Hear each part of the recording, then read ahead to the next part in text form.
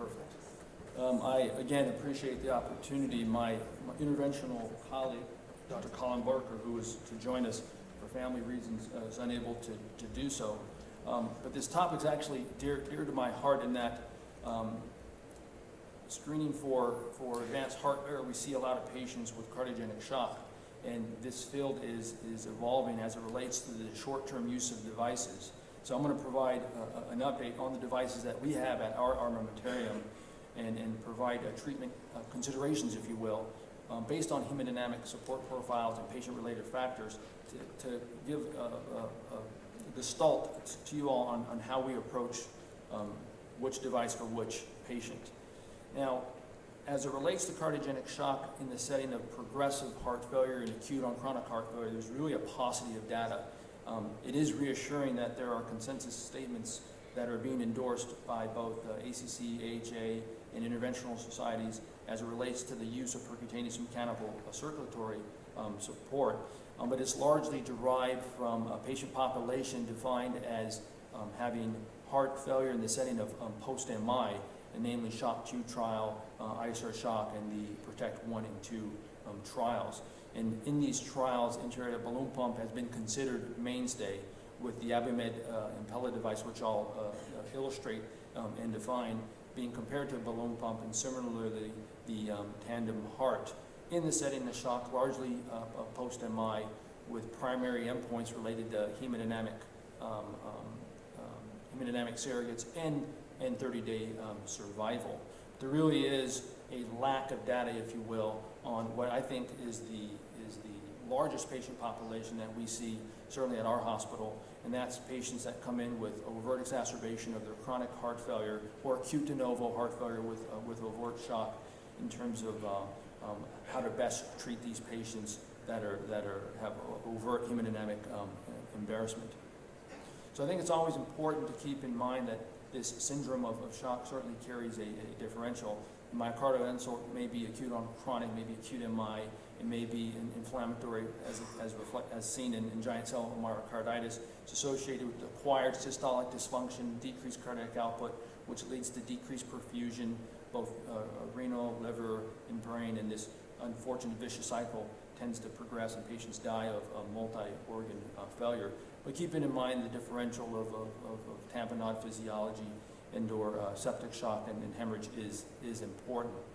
So keeping it simple, systolic blood pressure that's less than 90 millimeters of mercury, or the need to maintain a systolic blood pressure over 90 with the use of monotropes, certainly when associated with inadequate organ perfusion to meet tissue oxygen demand, as for example, acquired oliguria, is shock. Now, I think it's important to keep in mind, as illustrated in the first talk, looking at the forced description of hemodynamics by physical exam, there is a spectrum of shock, if you will. And certainly for those patients that are presenting with recent dyspnea or progressive worsening dyspnea in the setting of history surrogates for poor perfusion as it relates to altered sensorium, and those on physical exam that have cold extremities or decreased pulse pressure, we're certainly worried about them having low cardiac output as the major driver for their shock presentation. And we can assess this by, certainly the standard is physical exam, echo, and I think for those patients that have cardiogenic shock, their right heart catheterization is very useful to tailor the therapy.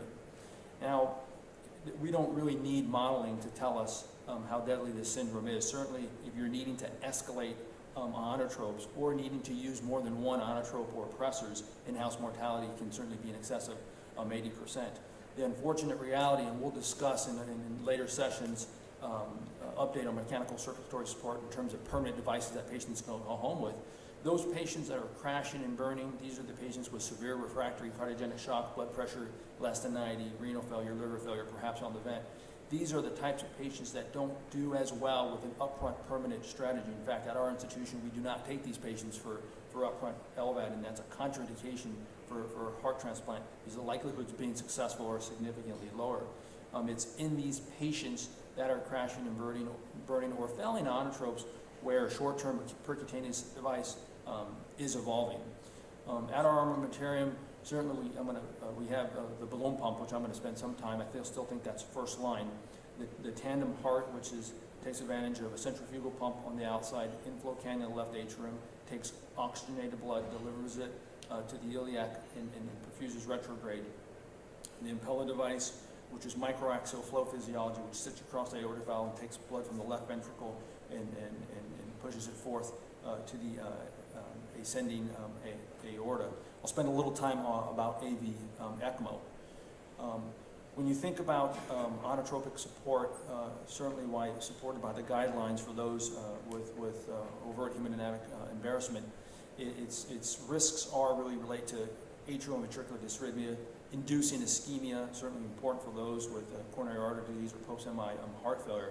In comparison, balloon pump support is, in my mind, a cleaner way of support in terms of LV afterload reduction, and I'll show you the pressure volume loops in terms of LVDP reductions. Its risk, like any procedure in the cath lab, is there in terms of extremity ischemia and the need for anticoagulation and anticoagulation risks. As I mentioned, the balloon pump is still the most widely used. We've been using this since the late 1960s, and when you look at registries in terms of cardiogenic shock, inverted balloon pump is still being used in contrast to other reasons why one may use a balloon pump for cath lab support or for high-risk bypass surgery. So the community at large, certainly in the United States, is using the balloon pump fairly regularly. While there's been less utilization in Europe in the setting of the PROTECT 1 and 2 trial results where the balloon pump wasn't demonstrated to be as efficacious, it's still used in terms of its hemodynamic support, at least for those failing monotropes. I think it's important to size the balloon pump in terms of the patient's underlying height.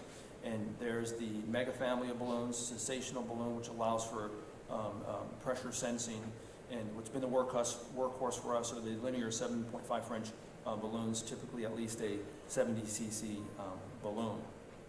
It inflates during diastole, augmenting diastolic pressure, and during its deflation reduces aortic volume and decreases afterload and improves coronary diastolic blood flow. And so when you look at the LV pressure volume loops and look at the net effect, intra-aortic balloon pump reduces the left ventricular end diastolic pressure, reduces LV systolic blood pressure, but by increasing stroke volume as reflected by SV2 compared to SV1, it actually increases mean arterial pressure and is associated, at least theoretically, and is demonstrated in some observation trials with these multiple benefits in patients with heart failure. Now, while I mentioned there's really a paucity of data, we've grouped our patient population that have had invasive hemodynamics measured for at least 3 days with 2 other centers for now for a total patient population of around 75. I put forth this preliminary data just to illustrate that the changes in the hemodynamics on balloon pump support are mild to modest as it relates to augmented cardiac output and reduction in pulmonary pressure. But importantly, this concept of extended balloon pump support and its improvement in end organ, we've noticed, while this is a heterogeneous group of patients, improvement in BUN and creatinine, and some data as it relates to improvement in liver function. We've actually are using balloon pump more aggressively as a bridge to transplant in those that either have contraindications for inotrope or having dysrhythmia inotrope support or failing inotropes. And with a median support time of 18 days on axillary balloon pump, which permits upright sitting, we've been able to demonstrate statistically significant reductions in kidney function and improvement in liver function, which we think translates into improved transplant candidacy. Several years back, my colleague, Dr. Torre, taught me the technique of subclavian artery access to put the balloon pump upside down to permit sitting upright, which is important certainly for those with peripheral vascular disease or in anticipation for patients being on balloon pump support for an extended period of time to permit sitting upright or perhaps ambulation. And how we do this is we put a guide wire either through the brachial artery or from the femoral approach to highlight where to go. We use fluoroscopy. It's a direct puncture using micropuncture technique, and we're able to then delineate and ensure that there's been no injury in terms of placement. And thankfully, that's been we haven't had any problems at the time of the cath lab. We simply just put the balloon pump upside down and have noted similar physiologic hemodynamic benefits when evaluating the hemodynamics in those that had persistent Swan GANs. We published our first 50 with the use of this technique in JACC heart failure. We have extended this out to now about 100 patients and are using it in terms of those patients as a bridge to decision where it's unclear whether we're going to commit to transplant or permanent device. And we're using it in those where we can't go through a femoral approach as it relates to high-risk PCI, or extended for support in the context of anticipated, for example, VSD closure. And so this is the flow diagram that reflects our current cohort of patients. And we have approximately a 78–80% efficacy, if you will, in terms of successfully bridging someone to transplant with this approach. The reality is, in terms of that mild to moderate hemodynamic support, 1 out of 5 patients have progressive heart failure and need a greater degree of support as it relates to either a high-risk LVAD or a total artificial heart. And in terms of our smaller cohort of patients, around 15, we don't think it certainly doesn't reset the heart failure progression, but it can bias sometime in some patients to get them more euvolemic, perhaps put them on some disease-altering medication. While that's been in a few, for those few, it's been very helpful. So the patient population has been those with systolic heart failure, progressive heart failure, not necessarily those that are sickest of the sick with severe refractory cardiogenic shock, but those failing inotropes and those with the hemodynamic profile in keeping with the shock syndrome. And with this technique, which I think is gaining certainly gaining some recognition in the United States as the heart allocation score is changing, suturing this balloon pump down as patients sit upright, it has a tendency to pull back. And we do nothing different in terms of timing. We use anticoagulation to ensure that we're minimizing to minimize thromboembolic complications. And we use X-ray and physical exam to ensure appropriate positioning. We screen for a normal pulse in the left radial region, and X-ray to ensure that the tip, which is now upside down, is near in and around the level of the carina.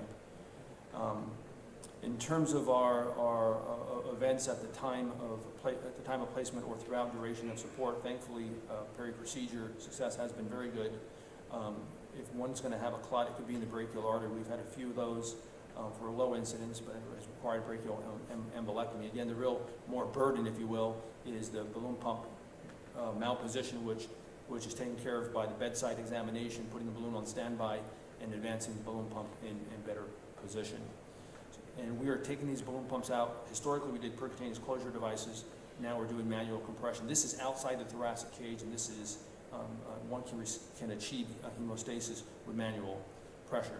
And again, as mentioned, our cumulative survival on balloon pump support is very good. It's right now 90%. But again, 1 in every 5 may need higher levels of support.